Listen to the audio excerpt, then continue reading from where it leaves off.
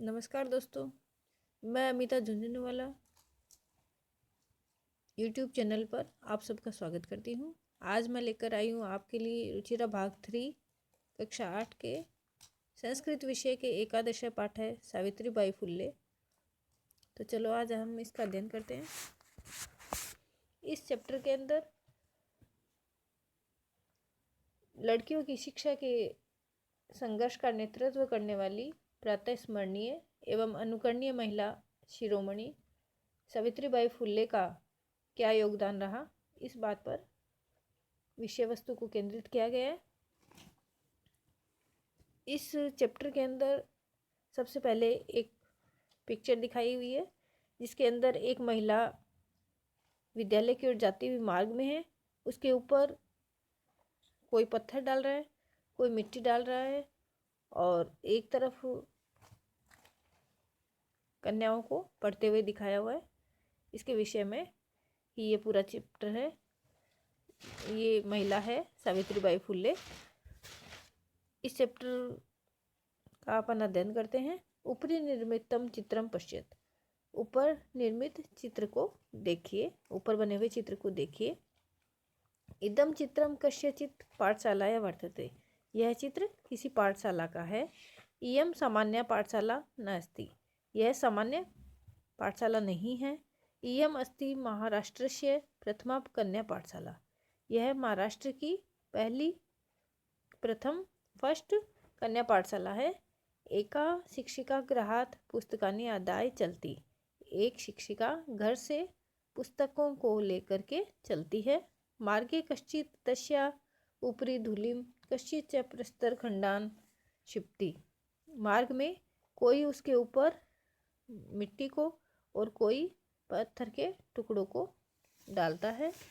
परम सा स्वदृढ़ निश्चयात न विचलती, लेकिन वह अपने दृढ़ निश्चय से विचलित नहीं होती है, लेकिन वह अपने दृढ़ निश्चय से डगमगाती नहीं है। स्वविद्यालय कन्या भी सविनोदनम आलपंती सा अध्यापने संलग्ना भवती, स्वविद्यालय अपने विद्यालय में कन्याओं के साथ प्रसन्नतापूर्वक बात करती हुई वह अध्यापन में लगी रहती है। तस्या स्व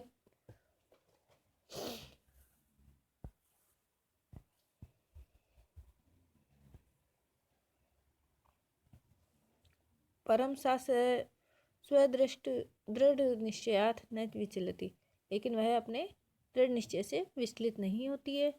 स्वविद्यालय कन्या भी सविनोदनम आलपंती सा अध्यापने संलग्ना भवती, अपने विद्यालय में कन्याओं के साथ सविनोदम प्रसन्नतापूर्वक बातचीत करती हुई वह अध्यापन में लगी हुई रहती है। तस्या स्वकीयम अध्ययनम अपि सह एव प्रचलति, तस्या उसका स्वकीयम अध्ययनम अपि उसका अपना भी अध्ययन साथ ही प्रचलति, उसका अपना अध्ययन भी साथ ही चलता है। के यम महिला, यह महिला कौन है? अपि यूयम इमाम महिलाम जानित, क्या तुम सब इस महिला को जानते हो? इयम एव महाराष्ट्रस्य प्रथमा महिला शिक्षिका सावित्रीबाई फुल्ले नाम अधेया, यह महाराष्ट्र की पहली महिला शिक्षिका सावित्रीबाई फुल्ले है। इस महिला का नाम ये जो महिला है ये महाराष्ट्र की प्रथम महिला शिक्षिका सावित्रीबाई फुल्ले हैं। जनवरी मासस्य तृतीय दिवसे 1831 तमे ख्रीष्टाब्दे महाराष्ट्रस्य नायगावं नाम्नि स्थाने सावित्री अजायत। 3 जनवरी 1831, 3 जनवरी 1831 ईस्वी में महाराष्ट्र के नायगांव नामक स्थान पर सावित्रीबाई ने जन्म लिया। तस्या माता लक्ष्मीबाई पिता च खंडोजी इति अभिहितो, उसकी माता लक्ष्मीबाई और पिता खंडोजी यह कहे गए, यानी उनकी माता का नाम लक्ष्मीबाई और पिता का नाम खंडोजी था। नववर्ष देशीया सा ज्योतिबा फुले महोदयन परिणीता। 9 वर्ष की वह सावित्रीबाई ज्योतिबा फुले महोदय से परिणीत हुई। यानी 9 वर्ष मीन्स ये है कि 9 वर्ष की जब वो सावित्रीबाई फुले हुई तब उनका विवाह ज्योतिबा फुले महोदय से हुआ। स अपि तदानीं 13 वर्ष कल्पः एव आसीत्। वह भी उस समय 13 वर्ष का था। यानी ज्योतिबा फुले महोदय जो है वो उस समय 13 वर्ष के थे। सावित्रीबाई फुले थी 9 ईयर की और ज्योतिबा फुले महोदय थे 13 वर्ष के, 13 ईयर के थे। ये तो ही स्त्री शिक्षाया प्रबल समर्थक आसीत्, क्योंकि वह स्त्री शिक्षा के प्रबल समर्थक थे। अतः सावित्र्या मनसी स्थिता अध्ययन अभिलाषा उत्साह प्राप्त होती। इसलिए सावित्री के मन में स्थित अध्ययन की इच्छा को उत्साह मिला। यानी सावित्रीबाई के मन में जो अध्ययन की इच्छा थी उसको और प्रोत्साहन मिला। इतः परम सा साग्रहम आंग्ल भाषाया अपि अध्ययनम कृतवती। इसके बाद सावित्रीबाई ने मन से अंग्रेजी भाषा का भी अध्ययन किया।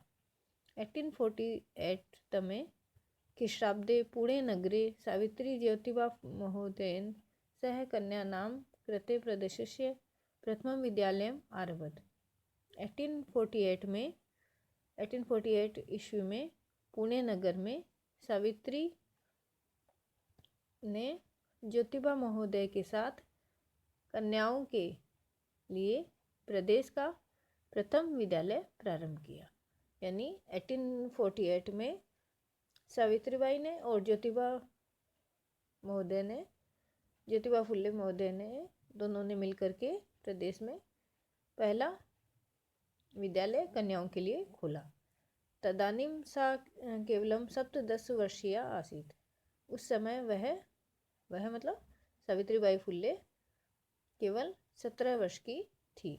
1841 तमे ख्रीष्टाब्दे अस्पृश्यत्वात् तिरस्कृतस्य समुदायस्य बालिकानां कृते पृथक्तया तया अपरः विद्यालय प्रारब्ध।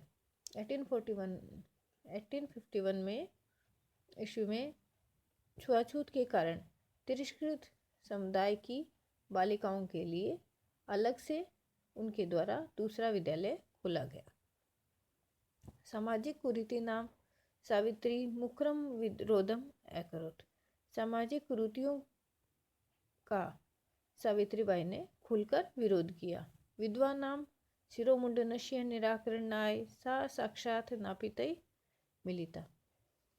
विधवाओं के सिर मुंडन को दूर करने के लिए उन्होंने साक्षात नाइयों से मेल किया। मतलब वो साक्षात जाकर के नाइयों से मिली। फलतः केचन नापिता अस्याम रूढ़ौ सहभागिताम अत्यजन। इसका परिणाम हुआ कि कुछ नाइयों ने इस मुंडन की जो परंपरा का थी उसमें सहभागिता को छोड़ दिया। यानी उन्होंने मुंडन करना छोड़ दिया। एकदा सावित्र्या मार्गे दृष्टम यत् कूपम निक्सा शीर्ण वस्त्रावृता तथा कथिता निम्न जातीय काश्चित नार्य जलम पातुम याचन्ते स्म। एक बार सावित्री के द्वारा मार्ग में देखा गया कि कुएं के पास में फटे पुराने कपड़ों से ढकी हुई तथाकथित निम्न जाति की कुछ स्त्रियां जल पीने के लिए मांग रही थी। एक बार सावित्री के द्वारा मार्ग में देखा गया कि कुएं के पास में फटे पुराने कपड़ों में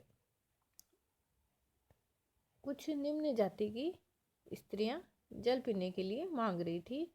उच्च वर्गीय उपहासम कुर्वन्ते गोपात जलोधर्णम एवार्यन। उच्च वर्ग की स्त्रियां उपहासम कुर्वन्ते उपहास करते हुए, उनका मजाक बनाते हुए कुएं से जल निकालने के लिए उनको मना कर रही थी।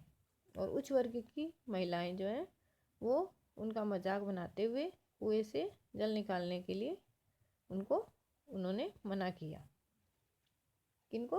निम्न वर्गीय महिलाओं को। सावित्री एतत् अपमानम सोढुम न अशक्नोत। सावित्रीबाई इस अपमान को सहन नहीं कर सकी। सा ताव स्त्रिय निज गृहम नीतवती। वह यानी सावित्रीबाई फुल्ले उन महिलाओं को अपने घर ले गई। तडागम दर्शित्वा अकथयत च यत् यथेष्टम जलम नयत।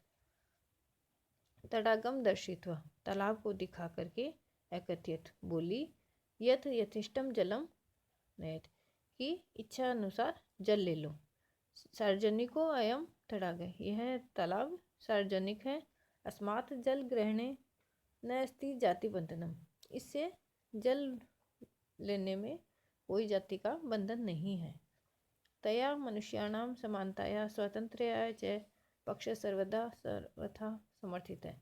उसके द्वारा मनुष्यों की समानता का और स्वतंत्रता का पक्ष हमेशा सब प्रकार से उसके पक्ष का समर्थन किया गया। यानी सावित्रीबाई फुले के द्वारा मनुष्य की समानता का और स्वतंत्रता का हमेशा ही समर्थन किया गया।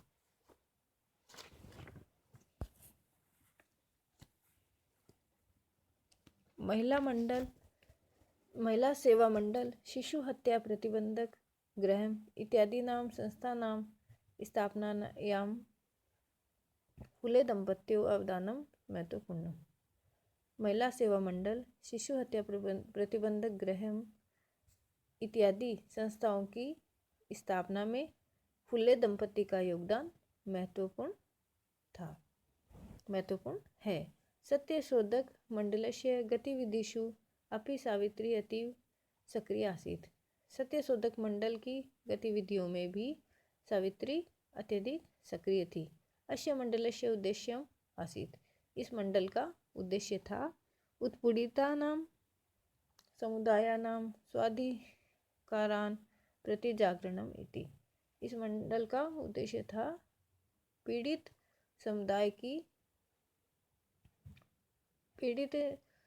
समुदाय के अपने अधिकारों के प्रति उनको जागरूक करना। जो पीड़ित समुदाय है, पीड़ित समाज है, उसका अपने अधिकारों के प्रति उनको जागरूक करना इस महिला मंडल का उद्देश्य था। सावित्री अनेका संस्था प्रशासन कौशलेन संचालितवती। सावित्री ने अनेक संस्थाएं प्रशासन कौशल से संचालित की। दुर्भिक्ष काले, प्लेग काले जैसा पीड़ित जनानां अश्रांत अविरतम च सेवाम अकरोत्। दुर्भिक्ष काल में, अकाल के समय में और प्लेग के जब महामारी फैली थी अपने देश में, जब प्लेग की बीमारी फैली थी, उस समय सावित्रीबाई ने पीड़ित जनों की बिना थके हुए और निरंतर सेवा की। सहायता सामग्री व्यवस्थायै सर्वथा प्रयासम अकरोत्। सहायता सामग्री की व्यवस्था के लिए सब प्रकार से प्रयास किया।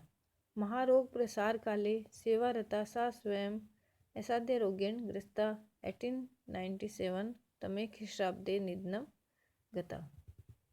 महामारी के प्रसार के समय सेवा में लगी हुई उसने स्वयं असाध्य रोग से 1897 ईस्वी में निधन को प्राप्त किया। यानी महामारी के प्रसार के समय सेवा में लगी हुई वो सावित्रीबाई फुले असाध्य रोग से ग्रस्त होकर के 1897 में निधन को प्राप्त हुई, अर्थात उनकी मृत्यु हो गई। साहित्य रचनाया अपि सावित्री मह्यते। साहित्य रचना की दृष्टि से भी सावित्रीबाई महान है। तस्य काव्य संकलन द्वयम वर्तते। उनका काव्य संकलन 2 है, यानी उन्होंने 2 काव्य संकलनों की रचना की है। काव्य फूले सुबोध रत्नाकर चैती। एक तो है काव्य फूले और दूसरा है सुबोध रत्नाकर। भारत देशीय महिला उत्थानस्य गहन अवबोधाय सावित्री महोदया जीवन चरितम अवश्यम अध्येतव्यम्। भारत देश में महिला उत्थान की गहराई से जानकारी के लिए सावित्री महोदया का जीवन चरित्र अवश्य पढ़ें। भारत देश में महिला उत्थान की गहराई को जानने के लिए